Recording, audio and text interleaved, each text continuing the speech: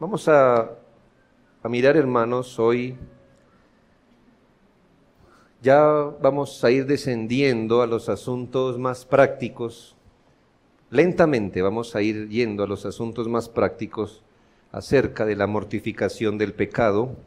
Y hoy parece correcto que abordemos un asunto más bien como negativo, y es lo que no debe entenderse por mortificación del pecado. Es decir, vamos a mirar lo negativo primero. ¿En qué cosas no debemos confundir lo que es la mortificación del pecado que la Biblia nos enseña? Hemos leído un texto muy vívido de la experiencia espiritual del pueblo de Israel.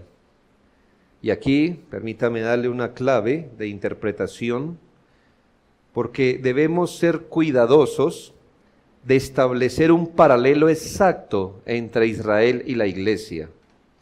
Como usted se acerca a la Escritura, es muy fácil que cuando usted lee las cosas del pueblo de Israel, inmediatamente empiece a trazar paralelos con la iglesia. Y en esto, hermanos, debemos ser muy cuidadosos en establecer ese tipo de paralelo exacto entre Israel y la iglesia, porque son dos pueblos de naturaleza distinta. El pueblo de Israel, el geográfico, era el pueblo elegido por Dios para llevar los planes salvadores hasta cierto punto. La relación que existe entre el pueblo de Israel y la iglesia, que es el verdadero Israel, es de carácter típico. O sea, la relación que hay entre Israel y la iglesia es una relación de tipología. Y quizás una relación orgánica. ¿Qué es orgánica? Pues que la iglesia vino como un desarrollo, ¿verdad?, que empezó en el pueblo de Israel vinieron los apóstoles, de Israel vino Jesucristo, y después de eso orgánicamente se gestó la iglesia del nuevo pacto. Además, hay que tener en cuenta que este pueblo físico, geográfico, cuyo pacto era en las cosas de la carne, tipificaba lo que es la iglesia, y en muchas cosas lo que el Señor les mandó hacer tipificaba la obra de Cristo. ¿En dónde radica su diferencia más grande? En que el Israel en la carne era un pueblo mixto, es decir, en el Israel según la carne había una mezcla de creyentes y no creyentes.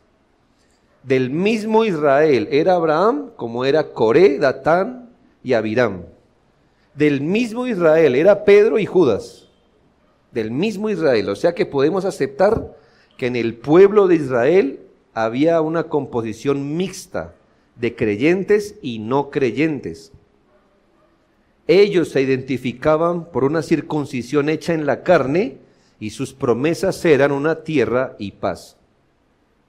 Pero paralelo a la historia de Israel en la carne, estaban corriendo realidades espirituales a los creyentes. Muchas promesas y figuras señalaban hacia el futuro.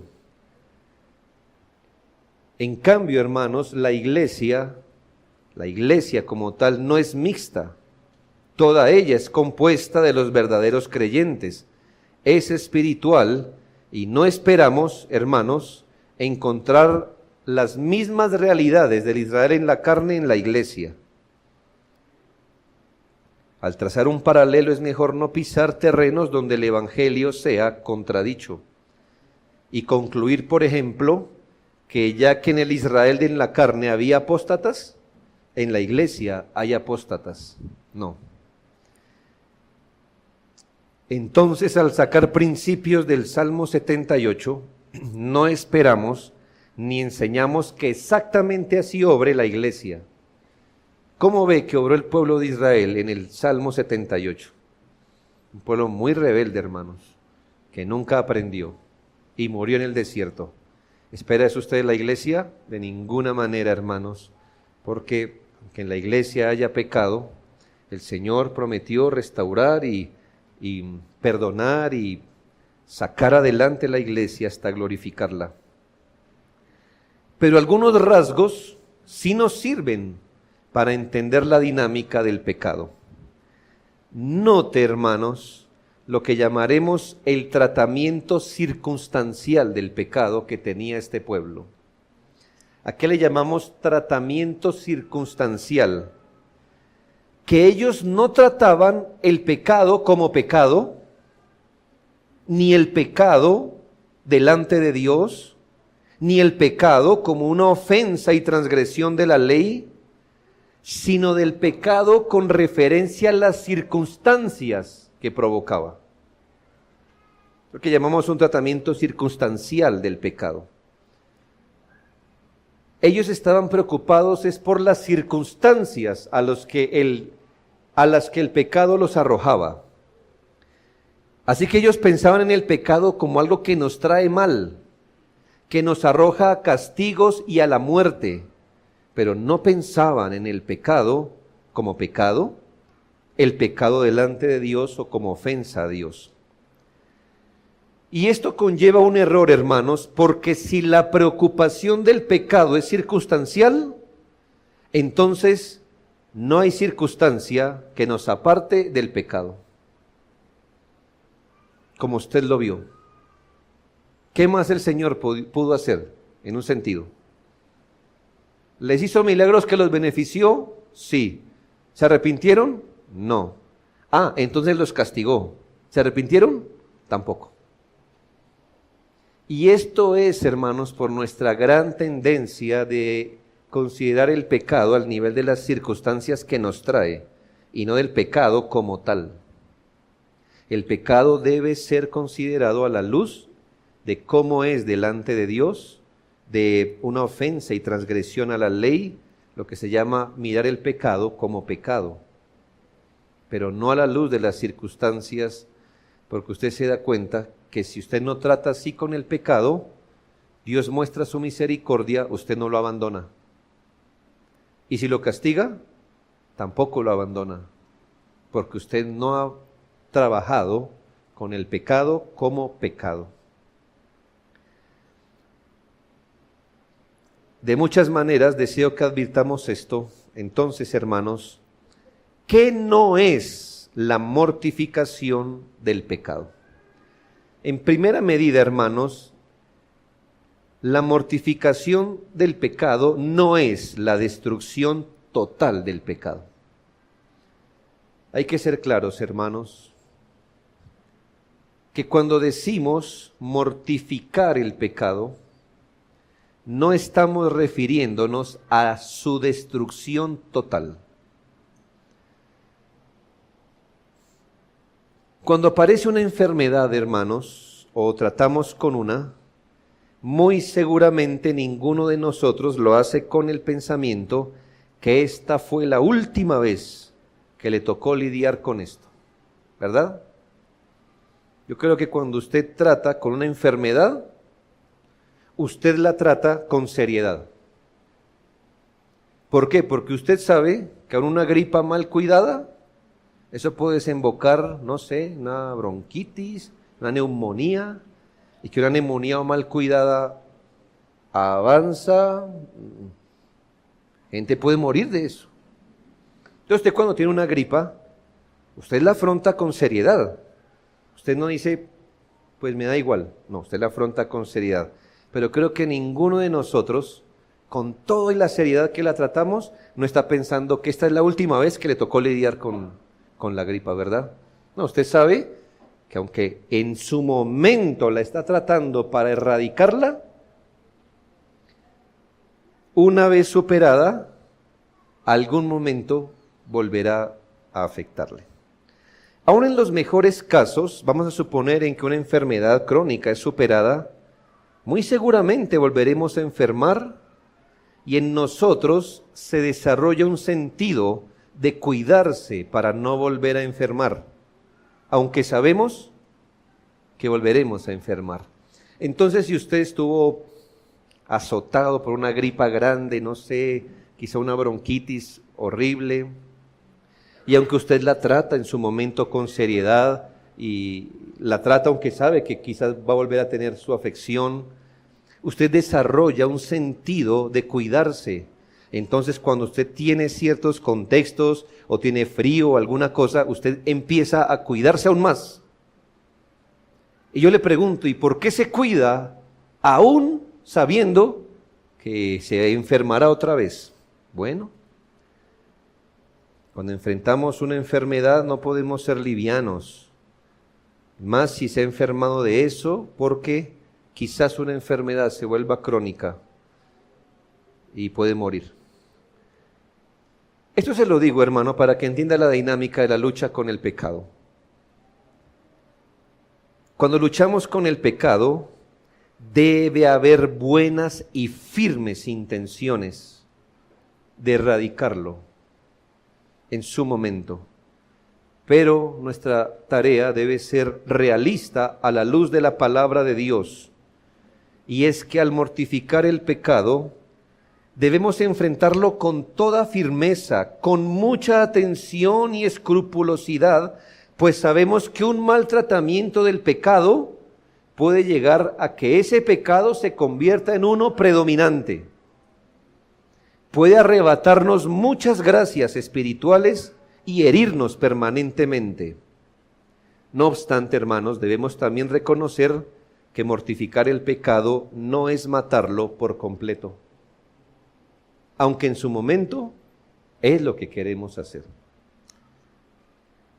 Mortificar el pecado no es eliminarlo o destruirlo de manera que no haga sentir más su presencia o influencia.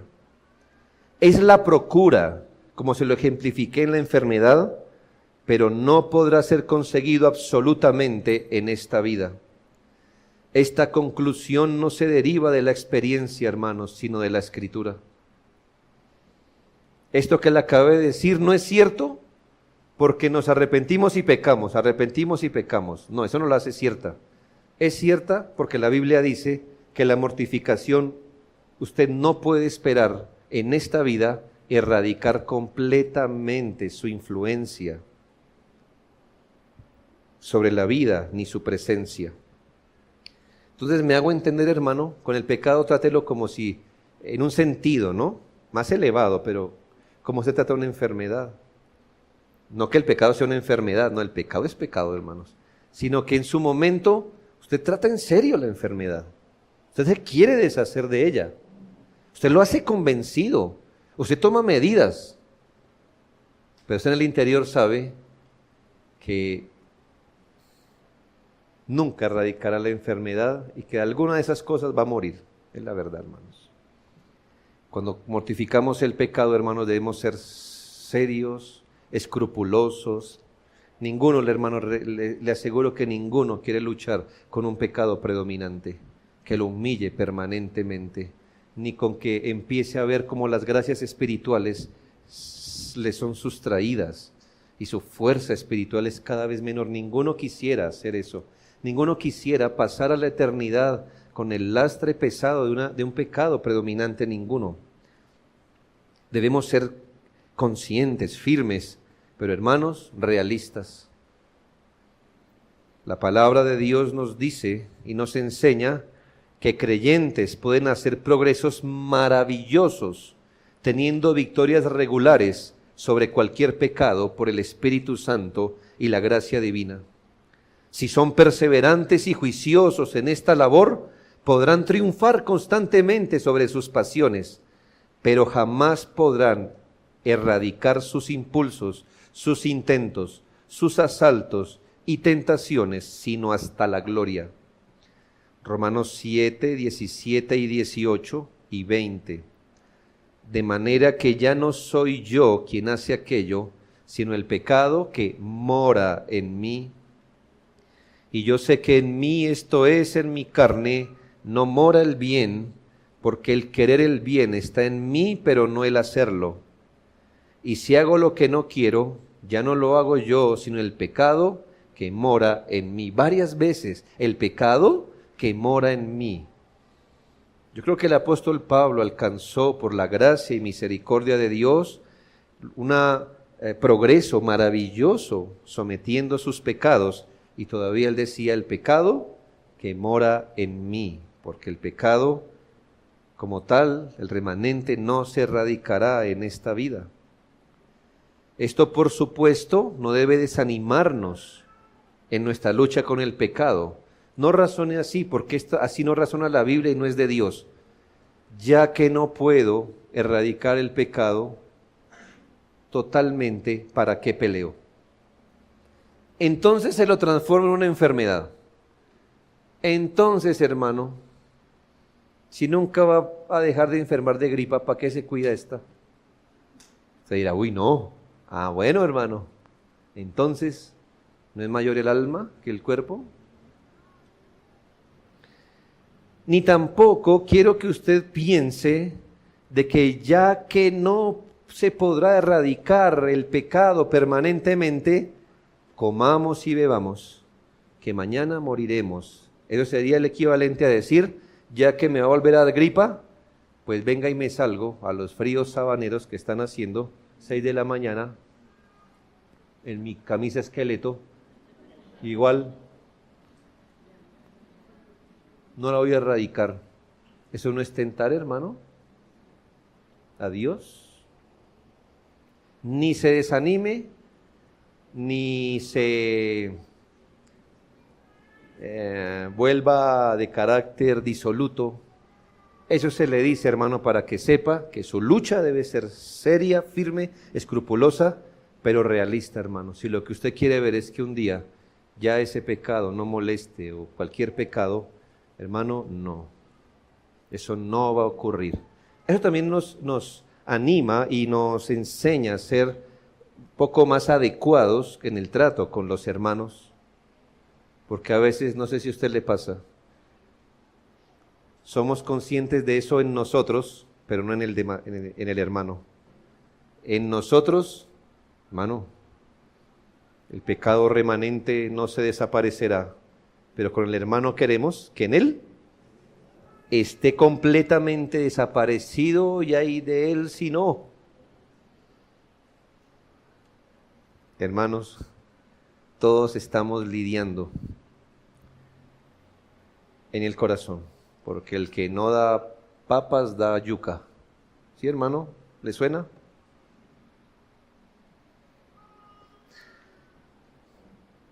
¿Por qué Dios lo hará así? Dijo un autor: Dios ve mejor para nosotros que no estemos completos en nada en nosotros mismos, de modo que en todas las cosas estemos completos en Cristo. Si triunfamos, hermanos, lo es por Él. Si fracasamos, vamos a Él para restauración. Como ve, hermano, nada en nosotros mismos hay. Si hacemos progresos con el pecado, es por Dios, es por Cristo. Y cuando fracasamos, vamos a Él otra vez. Nada busque en su corazón. Nuestra lucha con el pecado es eso. ¿Qué no es la mortificación? La destrucción total del pecado. 2. ¿Qué no es la mortificación del pecado? La disimulación del pecado. Bueno, aquí yo sí leo decir públicamente que esto no es mi bosquejo, es el del doctor Owen. Y si alguien lo dijo mejor, pues déjelo ahí. Yo simplemente estoy explorando y explicando un poco más, pero está bien. Algunos creyentes se engañan pensando que la idea es que el pecado no se exprese o que nadie se dé cuenta de ellos. Algunos creyentes piensan que la idea es abandonar el hábito pecaminoso. Piense esto, hermanos. Gente cuando dice algo que no debería, lleva su mano a la boca, como que si se pegara. ¿Por qué salió eso ahí? Como si el problema estuviera en las cuerdas bucales y en la lengua y en la boca. El problema del pecado no es no expresarlo. Bueno, expresar un pecado es horrible, obviamente. O el problema del pecado no es que nadie se dé cuenta. Hay personas que miden el pecado de esta manera. Ay, si él se entera, no, y si los hermanos se enteran, lo que está en su mente es que los demás se puedan dar cuenta del pecado, o quizás algunos simplemente piensen que desde que abandonen el hábito, que es lo externo, el pecado quedó mortificado. Hermanos, la mortificación del pecado no consiste en disimularlo, disfrazarlo o aparentar una victoria sobre éste. Claro que el pecado avergüenza, hermanos, que en ciertos círculos ciertos pecados son más censurados y algunos creyentes los velan para que estos no se vean, los tapan para que estos no se vean. Y sin embargo, estos pecados permanecen en pie y tan fuerte en sus impulsos como antes. Es como el caso de un niño. Usted le puede reprender a su niño para que él no estire la mano a coger un dulce y reprimió el hábito o la conducta externa. No reprimió el gusto. ¿Me hago entender? A él le sigue gustando. Es más, si usted se voltea, es probablemente que él vaya y meta la mano. Hermanos, el pecado, mortificar el pecado no es disimularlo, no es taparlo o ponerle un velo, velarlo. Porque el asunto interior permanecería en pie. Quizás un individuo se vea tentado a mantener una apariencia que le conviene delante de los hombres, mientras en su corazón ama su iniquidad. Este individuo a su pecado le ha añadido uno de los más negros, la hipocresía. En efecto, un individuo así ha obtenido un corazón diferente, sí, uno más astuto, uno más estratégico, uno más disimulado, no un corazón nuevo santo. Este individuo ha aprendido a cómo, o sea, su corazón es nuevo en ese sentido, nuevo para ser más astuto. Dice, uy, eso se vio feo la última vez. Entonces, ¿qué voy a hacer? A tener quieto. ¿Sí nota? Se vuelve más estratégico, más astuto, más disimulado, pero no un nuevo corazón para ser santo. Dos ejemplos bíblicos, Génesis 18, 12, 13 y 15. Sara estaba escuchando detrás de la cortina. Cuando los ángeles le dicen a Abraham, en un año tendrás un hijo. Se rió pues Sara entre sí, o sea, hermanos, que ni siquiera botó la carcajada. Se rió entre sí, diciendo, después que he envejecido tendré deleite, siendo también mi Señor ya viejo. Entonces Jehová dijo a Abraham, ¿por qué se ha reído Sara diciendo, ¿será cierto que dará luz siendo ya vieja? Versículo 15, entonces Sara negó diciendo, no me reí porque tuvo miedo. El Señor dijo, no es así, sino que te has reído. Esta fue una dulce reprimenda del Señor a la incredulidad de esta mujer. ¿Qué quiso hacer ella con su pecado? Disimularlo. No, no pasó. Él le dice, sí, eso pasó. Eso pasó. Una dulce reprimenda a la incredulidad de esta mujer que quiso disimular pero sin éxito. Porque aunque podamos ocultar, para guardar la analogía a este texto, la risa del hombre, no podemos ocultar la risa del que ve el corazón. Mi segundo ejemplo, Juan 12, 4 al 6, nos muestra el mal de disfrazar un pecado. Y esto cuando vio a una mujer romper un frasco de perfume muy costoso.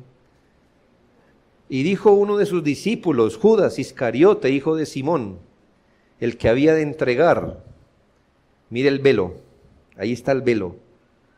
¿Por qué no fue este perfume vendido por 300 denarios y dado a los pobres? Mire qué velo tan bonito, ¿no? Es un velo lo más de lindo. Es un velo reluciente. Y mire lo que dice el Evangelio. Pero dijo esto no porque cuidara de los pobres, sino porque era ladrón. Qué lindo velo para ocultar el robo. Qué cosa fuerte la Biblia habla, ¿no? Es como un velo de oro para ocultar una porquería. Dijo esto no porque se cuidara de los pobres, sino porque era ladrón y teniendo en la bolsa sustraía de lo que echaba en ella. Obviamente, hermanos, mortificar el pecado no es velarlo, disfrazarlo o disimularlo. Entonces, hermanos, no es para enviarlo con un sentido de culpa, pero si aquí usted está reprimiendo el hombre interior, pues a nosotros nos conviene que usted lo haga aquí. No queremos conocer ni su peor versión, ni ustedes no quieren conocer mi peor versión, pero ahí no acaba la cosa, hermanos. A nosotros nos toca trabajar en el corazón, porque no podemos velarlo ni disimularlo. Tercero, mortificar el pecado no es la mejora de una naturaleza tranquila.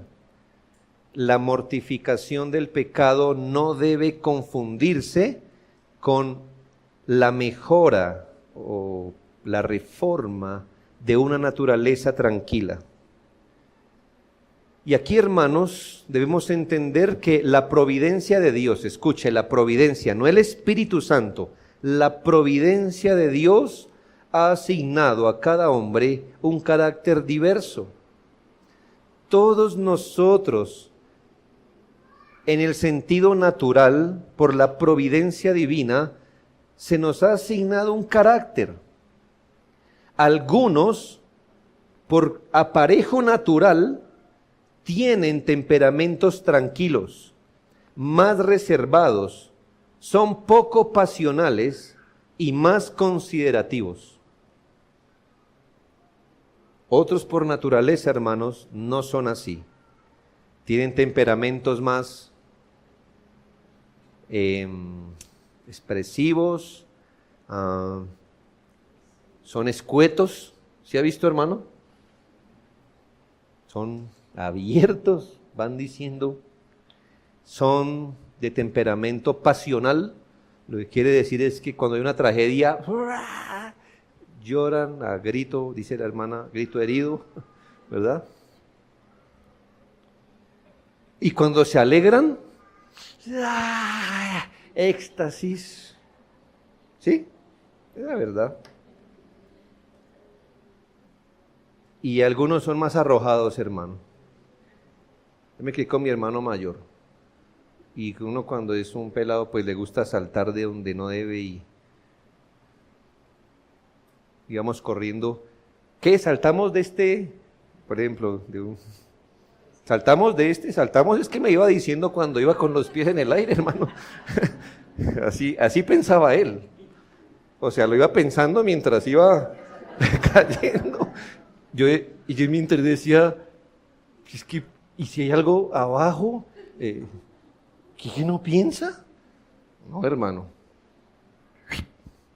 Y lo iba pensando en el camino y generalmente Dios lo ayudaba porque caía de pie y cosas así. Pero, hermanos, y hay otros con carácter que usted decía, no, tírese. Al fin no, y me hago entender. Yo no asigno un carácter, hermanos. Usted me imagino que tiene algo de eso, algo del otro, etcétera, etcétera, etcétera. Cuando hablamos de temperamentos tranquilos, reservados, poco pasionales y considerativos, este tipo de temperamento suele ser cuidadoso y tímido, por lo que pueden cultivar y mejorar su temperamento mediante la disciplina y la prudencia natural, de modo que pueden llevarse la impresión que tienen más victoria sobre el pecado que los demás y que hay pecados que a ellos no les asaltan.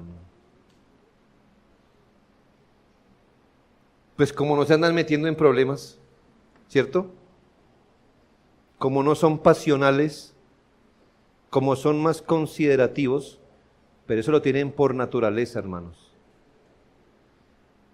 Personas así pueden llegar a la conclusión que su lucha con el pecado es mejor, que tienen más victoria sobre el pecado y que hay pecados que a ellos no les asalta. Y puede que por gracia, por esa gracia común y providencia, es cierto, hermanos, algunos no estén tan expuestos a algunas pasiones ingobernables. Mire lo que ha hecho la providencia en algunas personas, hermano. Y lo digo con mucho pesar por muchos de ustedes, aún a veces por mí mismo, que a veces el traspaso del sábado al domingo suele ser horrible. La ambientación para el Día del Señor es una fiesta al lado de su casa, escuchar groserías, ver a mujeres en el peor estado de su vida. Y eso semana a semana, día tras día. Haga algo, hermano, la verdad. Huya por su alma, yo le recomiendo. No se conforme a eso. Haga inversiones, esas son las que valen la pena. No se acostumbre a vivir así. Pero bueno, imagínese, y eso nos ha pasado, hermano, a veces viajamos a un lugar donde usted se levanta el domingo con los pajarillos de aquel lugar. El sonido más fuerte es las gotas de café cayendo en la taza. Y si eso le pasa año tras año, usted tiene un temperamento de por sí tranquilo. ¿No cree?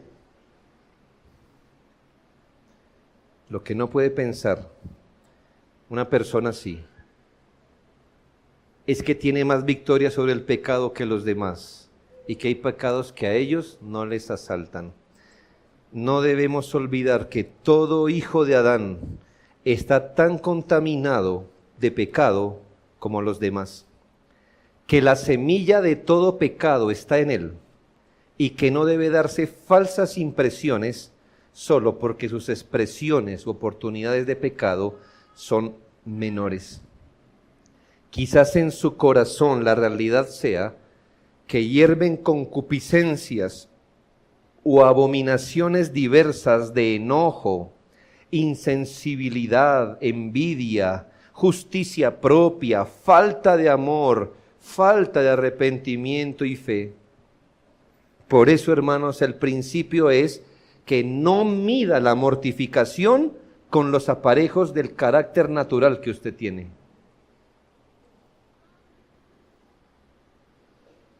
Usted puede ver una persona así, tranquilo, usted puede decir, mire, no es pasional.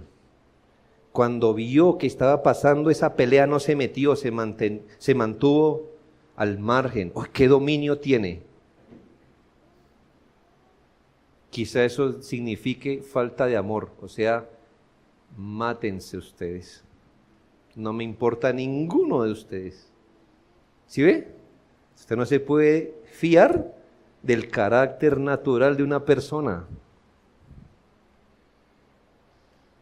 En 2 de Reyes 8 se nos narra la historia de un siervo fiel y obediente llamado Asael. Mire las condiciones de este hombre. Era un siervo fiel, era un siervo del rey. Su amo, que era rey, había enfermado, y Asael, que era su amo, el rey, había enviado por Eliseo a preguntar si sanaría. Así que Eliseo le dice, dígale a su siervo, a su amo, que usted no vivirá, morirá. Pero mire este episodio en los versículos 11 al 13. Y el varón de Dios miró fijamente a Asael y estuvo así hasta hacerlo ruborizar. Luego lloró el varón de Dios. Entonces le dijo a Asael: ¿por qué llora mi señor? Y él le respondió: porque sé el mal que harás a los hijos de Israel. A sus fortalezas pegarás fuego, a sus jóvenes matarás a espada, y estrellarás a sus niños, y abrirás el vientre a sus mujeres que están encintas. Y Asael dijo: pues, ¿qué es tu siervo este perro para que haga tan grandes cosas? Era un siervo tranquilo, pero el Señor en un momento le permitió a Eliseo ver. Y se quedó mirándolo hasta que Asael se puso rojo y el varón de Dios se puso a llorar. Ni siquiera Asael sabía lo que había en su propio corazón. Dios sí lo sabía. ¿Qué hizo Asael? Efectivamente hizo esto, hermanos. ¿Quién más favorecido que ese hombre? Viviendo con el rey, era fiel, estaba tranquilo. Hermanos, la mortificación del pecado no es la mejora de una naturaleza tranquila. Todo cristiano debe desconfiar de su corazón y en cualquier circunstancia y providencia debe pensar que llegado el momento puede llegar a pecar. Sí, hermano, desconfíe de usted. La palabra más ociosa que usted puede decir es: yo no haría eso.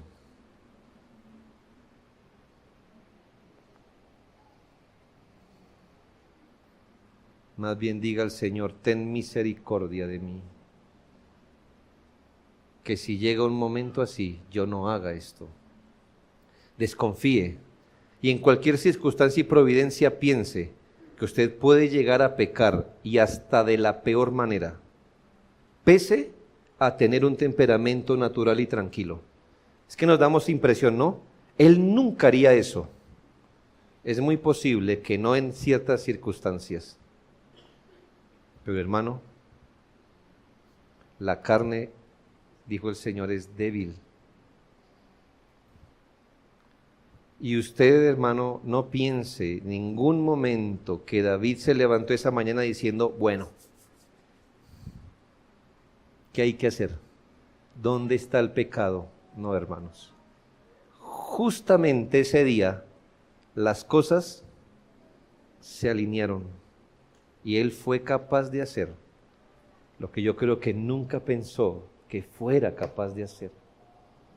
Pregúntele a cualquier hermano que ha caído si él en su momento pensó que era capaz de hacer esas cosas. Él diría: jamás pensé hacer eso. Jamás pensé hacer eso. Pese a tener un carácter tranquilo, pese a que todos hubiéramos dicho: ¿él? Imposible. No, hermanos, desconfíe siempre de su corazón y piense que llegado el momento podemos llegar a pecar hasta de la peor manera, aun si tiene un temperamento tranquilo. Cuarto, mortificar el pecado no es la desviación o el trueque del pecado. No es la desviación del pecado o el trueque de un pecado por otro. Déjeme explicarle esto. Que el pecado puede ser reprimido en una de sus manifestaciones solo para que aparezca o se manifieste por otro lado.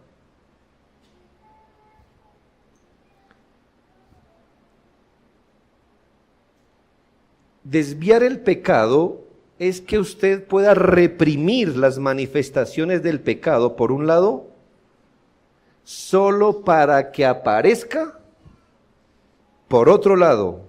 ¿Y por qué pasa eso? Porque el principio del pecado no fue mortificado. Es tan necio, hermanos, como que vamos a suponer, aquí aparece un chorro de agua. Obvio, hermano, hay algo que está pasando. Entonces nosotros quitamos aquí la pintura Entonces le ponemos mucho cemento, pintamos de nuevo y decimos, ya, ¿qué va a pasar? Pues hermano, si no es por ahí, por algún momento. Y usted no puede decir, pero yo lo arreglé. No, usted no lo arregló. Usted no lo arregló. Como no trató con la causa, el pecado que fue reprimido por aquí, buscará otra manera de manifestarse.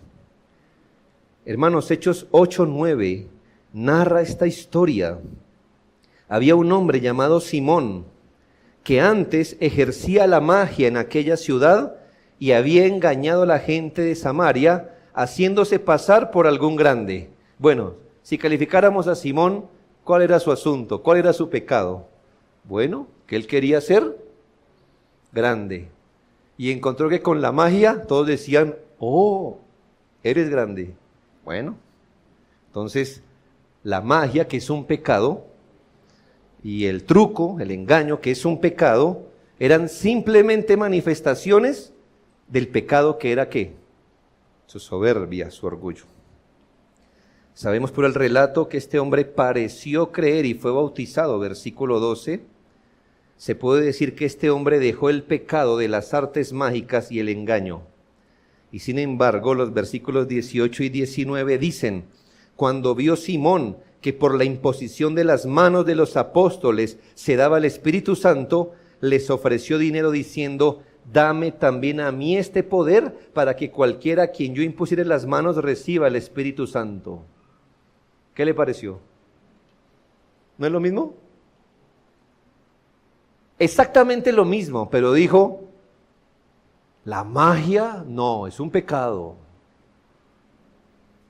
Tapó la magia y ¿por dónde le salió? Lo mismo, querer ser grande.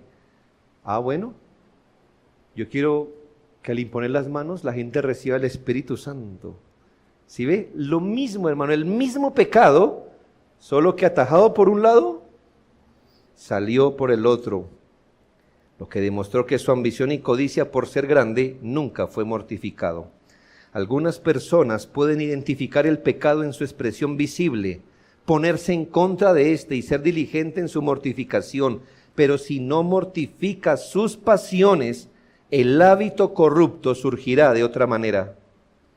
A veces porque las providencias son cambiadas, por la misma constitución de su personalidad o disposición, de la madurez cristiana o la edad, lo que sea, las pasiones que no se hayan mortificado buscarán surgir de acuerdo a su condición. Además, el creyente debe advertir no solo la misma pasión expresada de otra manera, sino también el intercambio de un pecado para abrazar otro. Así personas cambian la soberbia por la ingratitud, por ejemplo, o la sensualidad por el fariseísmo. ¿Sí le da sentido ese troque? Tiene sentido. Piensa una persona sensual. Entonces dice, eso es malo. Lo tapa y ahora se vuelve ¿qué? Un crítico fariseo. ¿Qué hizo? Cambió un pecado por otro. La liviandad por un carácter contencioso. Antes, ¿sabe qué le importaban las cosas espirituales? Nada, era liviano. No mortificó el pecado y ahora se volvió contencioso. El punto es el mismo, que va a quedar bajo el dominio de un pecado. Y por último, hermanos, mortificar el pecado no es lo mismo que conquistas ocasionales sobre el pecado. Mortificar el pecado no es que de vez en cuando tengamos algunas victorias sobre el pecado. Lograr de vez en cuando poder sobre el pecado no significa mortificarlo. Parece, hermanos, que hay dos ocasiones particulares donde los individuos están más prestos a luchar con el pecado. Hay dos ocasiones donde somos más prestos a luchar con el pecado, pero cuídese, porque si no surge de una verdadera convicción de los deberes para con Dios, luego que estas ocasiones pasen, el individuo volverá a caer en su hábito acostumbrado. ¿Cuáles son estas dos ocasiones? La primera es cuando se acaba de pecar y el individuo está herido por el pecado. Entonces, ¿qué ocurre? Cuando el individuo peca y está herido por el pecado, surge todo tipo de sentimientos de culpa, dolor, frustración, miedo, afán y cosas similares que aterrorizan la conciencia. Hermanos, bajo esta circunstancia los individuos pueden llegar a clamar a Dios, pedir perdón, mortificar el pecado, pero no necesariamente por aborrecer el pecado, sino por su infierno. ¿Entendió el punto?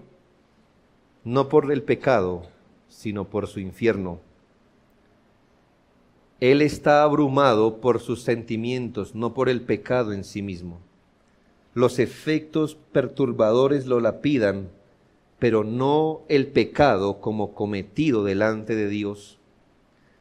Si no se trata la causa delante de Dios, cuando ya pase un tiempo y la impresión de haber pecado, ¿qué pasa, hermano, cuando desaparece el sentimiento?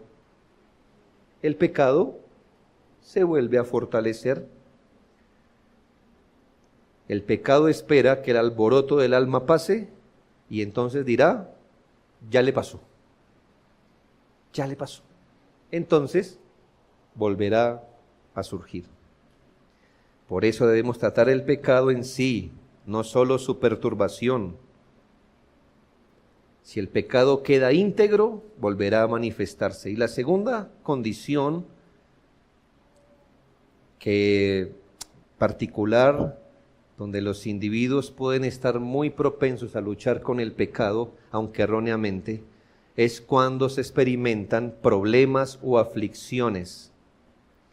Mire, hermanos, las personas que no tratan con el pecado y tienen la conciencia perturbada por eso, cuando sufren algo, la conciencia dice, es por esto. Se perturban. ¿Recuerdan los hermanos de José? Mire, pasó años. Y cuando José, que era José, pero nadie sabía, dice, bueno, ustedes se van a quedar aquí. ¿Qué fue lo primero que saltó? Esto fue porque vendimos a José. ¿Sí ve? Estaba ahí en la superficie.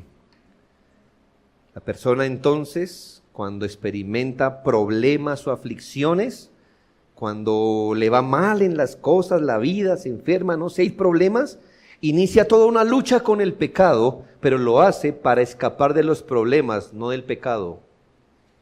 Él quiere escapar del problema, no del pecado. Bajo esta circunstancia, el pecado parece dominado, pero en realidad lo que se ha tenido en mente es cómo aliviar el dolor, no el pecado. Salmo 78, 34 al 37. Si los hacía morir, entonces buscaban a Dios. Entonces se volvían solícitos en busca suya. La oración de las 6. El devocional de Smith. Oración, sí, ¿qué hay que hacer?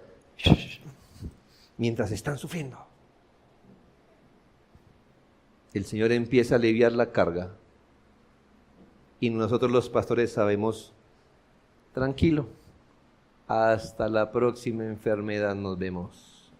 Hasta la próxima prueba nos vemos. Porque Él no trata con el pecado. Cuando Dios lo hace morir, busca a Dios. Se vuelve solícito en su búsqueda. Se acuerda que Dios es su refugio y el Dios Altísimo su Redentor. Pero se engañan con sus lenguas, porque su corazón no es recto para con Él. A ese hombre no le importa el pecado, le importa es su aflicción. Esto no es mortificar el pecado, hermanos. Esto no es mortificar el pecado. No se vuelva así. ¿Cómo le parece? Un niño quizá crece que si usted no le anda recio, no hace. Es frustrante, ¿no cree? O sea, que a menos que usted diga, vara Él no hace caso. O sea, no, realmente no. Pero nosotros estamos en Cristo, hermano, y debemos ser maduros. Creo que debemos desarrollar esa conciencia de lucha contra el pecado, por lo que es el pecado, y no se acostumbre a buscar al Señor según la próxima prueba que usted afronte. Porque entonces demostrará que su lucha no es con el pecado, sino con las cosas malas, con los problemas que usted tiene. Así, hermano, usted viviera entre rosas, mortifique el pecado. Así nunca tuviera una consecuencia, mortifique el pecado. El pecado es transgresión a Dios, es faltar a su voluntad. Hermanos, que al hablar de esto negativamente, el Señor prepare nuestros corazones para que nuestra lucha con el pecado sea profunda, sea bíblica, y podamos desarrollar, hermanos, un carácter bajo el temor de Dios. Oremos. Padre, otra vez, Señor, damos gracias. Te bendecimos, oh Padre, y ayúdanos, Señor, en toda nuestra debilidad, pues reconocemos falta de sabiduría en luchar con el pecado. Además de perdonarnos, guíanos, por favor, guíanos. Te pedimos tu ayuda. Señor, socórrenos, de manera que podamos luchar con el pecado que nos asedia.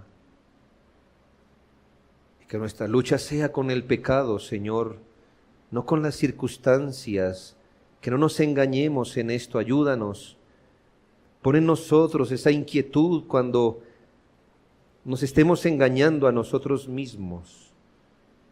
Haznos ver, Señor, por nuestro bien, porque tú amas nuestra alma. Haznos ver estos errores, pecados, y ayúdanos a combatirlo. Estamos agradecidos porque tu misericordia es con nosotros, porque misericordiosamente hoy vienes a tu pueblo a enseñar que debemos luchar con el pecado. Gracias por mostrarnos tu voluntad de vernos santos, de vernos piadosos. Gracias porque esos son tus planes para nosotros y no el mal. Y no que nos engañemos para despertar quizás engañados. Gracias por tus planes de salvación, de santificación. Ayúdanos, Padre, anímanos, aun cuando pequemos, Señor, que vayamos a aquel Cordero de Dios, confesemos el pecado, independientemente de la circunstancia, y nos rindamos a Él y pidamos su gracia para esta lucha diaria hasta el día de la gloria. Esto oramos en Cristo. Amén y amén.